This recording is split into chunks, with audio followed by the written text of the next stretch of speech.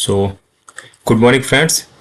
देखो, अभी जो डीएलएड 2025-26 का एडमिशन का नोटिफिकेशन आपने देखा होगा, ठीक है। और ये जो एडमिशन की प्रोसेस है ये भी स्टार्ट हो गई है 24 नवंबर से, ठीक है। और 24 नवंबर से यूपी डीएलएड का जो एडमिशन का प्रोसेस है वो स्टार्ट हो गया है। आज के इस वीडियो में मैं आपको बताऊंगा। This is the official website, ये आपकी ऑफिशियल वेबसाइट है यूपी डीएलएड की, ठीक है। और इसमें कैंडिडेट सर्विसेज हैं। तो यहाँ पर सबसे पहले आपको आना है। नोटिफिकेशन वगैरह आपने सबने देख रखा होगा। तो सबसे पहले आपको रजिस्ट्रेशन के लिए यूपी डीएलएड रजिस्ट्रेशन यहाँ पर क्लिक करेंगे एंड ये ओपन हो रहा है, ठीक है। यूपी डीएलएड 2025 रजिस्ट्रेशन, ठीक है, डैशबोर्ड। तो ये पूरा डैशबोर्ड है। यहाँ पर आपको जनरल गाइडलाइंस मिल जाएंगी, ठीक है। यहाँ पर क्लिक करके आप ये जनरल गाइडलाइन है जो इनको पढ़ सकते हैं, ठीक है।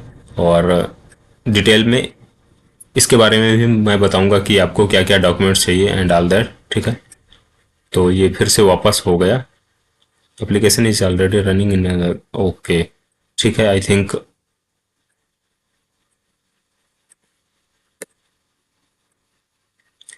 तो यहाँ पर से मुझे लगता है पीडीएफ मिल जाएगा। रजिस्ट्रेशन फीस के बारे में यहाँ पर है and guidelines for scanning the photographs and signature, ये सारी चीज़ें हैं।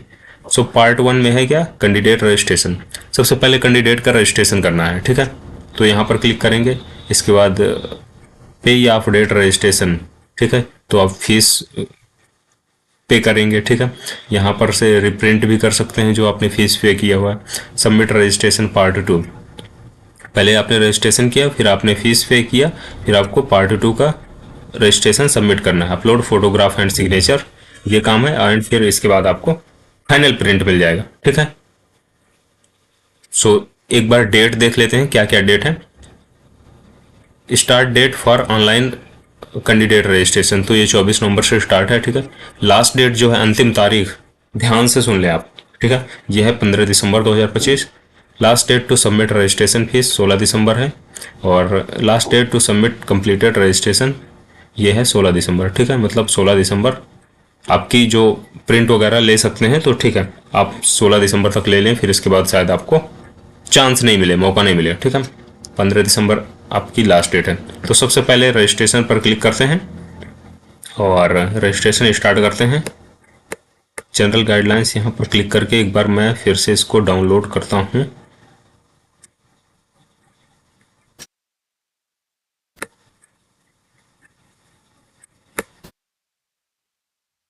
हुआ नहीं, कुछ नहीं हुआ इसमें से, ठीक है। तो registration fees, guidelines for scanning photograph and signature, ये सारी चीज़ें हैं। सबसे पहले कैंडिडेट रजिस्ट्रेशन पर क्लिक करेंगे, ठीक है। इस पर मैं क्लिक करता हूँ, कैंडिडेट रजिस्ट्रेशन।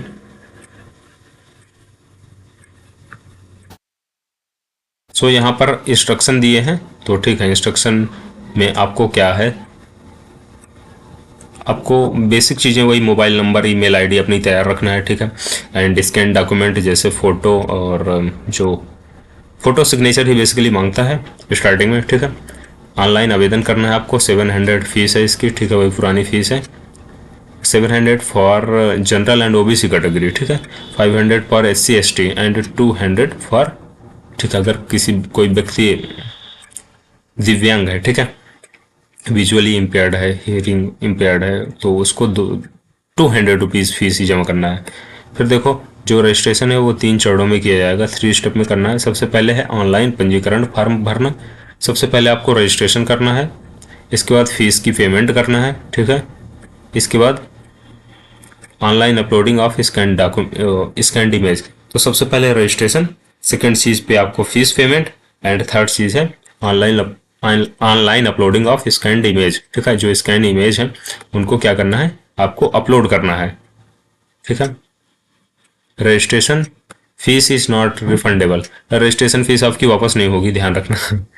हाँ, यहाँ पर टिक करेंगे एंड जैसे टिक करेंगे यहाँ पर, तो ये ऑलरेडी ऑटोमेटिक अपने आप हमको रिडायरेक्ट कर देगा। अब देखो यहाँ पर आ गया पंजीकरण के लिए, यहाँ पर क्लिक करें, तो यहाँ पर हम क्लिक कर देंगे रजिस्ट्रेशन के लिए, ठीक है। हमने क्योंकि सारे इंस्ट्रक्शन पढ़ लिए हैं।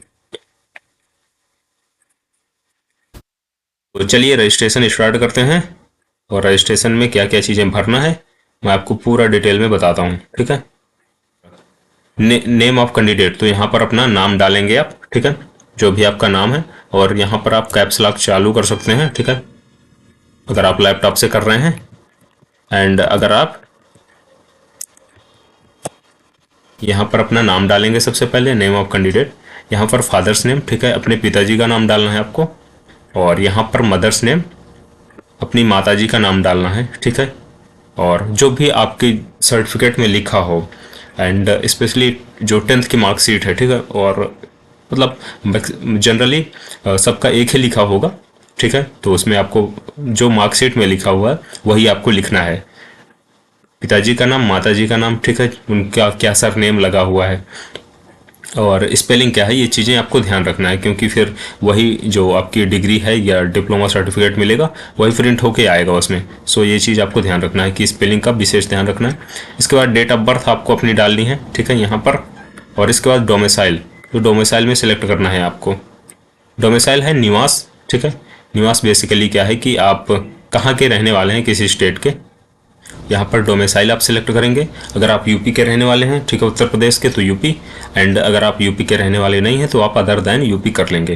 देखो यूपी के अगर रहने वाले हैं आप, तो यहाँ पर आपको कैटेगरी का बेनिफिट मिलेगा। For example if you are OBC candidate या SC ST हैं, ठीक है, आप, तो वहाँ पर जो रिजर्वेशन है वो लगेगा।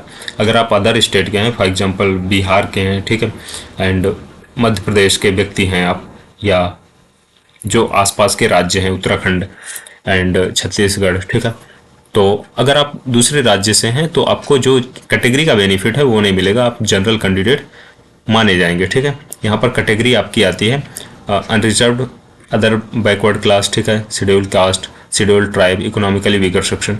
सो अनरिजर्व्ड में जनरल कैंडिडेट आएंगे, ठीक है, एंड अदर बैकवर्ड में OBC जो कैंडिडेट है, शेड्यूल्ड कास्ट में SC, एंड शेड्यूल्ड ट्राइब जो जनजातियां होती हैं, एंड EWS में जो जनरल वाले इकोनॉमिकली वीकर होते हैं, ठीक है, आर्थिक रूप से क्या होते हैं, कमजोर होते हैं।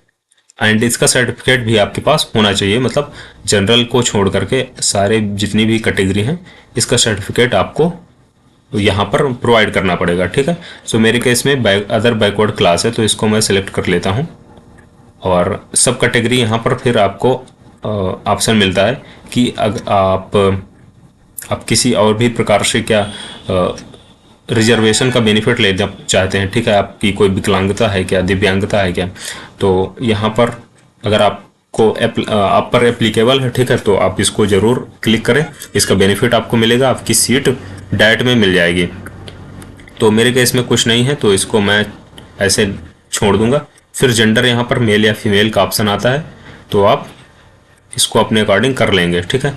फिर यहाँ पर ईमेल आईडी है, सो यहाँ पर आप ईमेल आईडी अपनी इंटर करेंगे, और फिर मोबाइल नंबर है तो यहाँ पर आप अपना मोबाइल नंबर इंटर करेंगे, ठीक है, ये चीज़ हो गई। और फिर देखो मिनिमम क्वालिफिकेशन, तो मिनिमम क्वालिफिकेशन ग्रेजुएशन मांगा हुआ है UPDLM में जो एडमिशन है उसके लिए, ठीक है, ग्रेजुएशन चाहिए। तो ये आपको बेसिक रजिस्ट्रेशन है, सो आपको बोर्ड या यूनिवर्सिटी सिलेक्ट कर देना है। तो मेरे केस में है ग्रेजुएशन मेरी बनारस हिंदू यूनिवर्सिटी से, ठीक है, तो यहाँ पर मैंने बनारस हिंदू यूनिवर्सिटी सिलेक्ट कर लिया। आपकी जो भी यूनिवर्सिटी है, ठीक है, तो आप उसको फॉर एग्जांपल अगर ये बाबा साहेब भीमराव अम्बेडकर यूनिवर्सिटी से किसी ने किया है, ये जो लखनऊ में है, तो आप इसे सिलेक्ट कर लीजिए। अगर आपने बुंदेलखंड यूनिवर्सिटी मेन कैंपस से या ठीक है किसी कॉलेज से किया हुआ है तो आप इसे सिलेक्ट कर सकते हैं। फिर और भी जो यूनिवर्सिटी हैं, doctor APJ Abdul Kalam AKTU, ये लखनऊ में है। और जिस भी आप यूनिवर्सिटी या विद्यालय से किया, university of Delhi, university of Allahabad, तो आप यहाँ पर सिलेक्ट कर सकते हैं अपने अनुसार, ठीक है।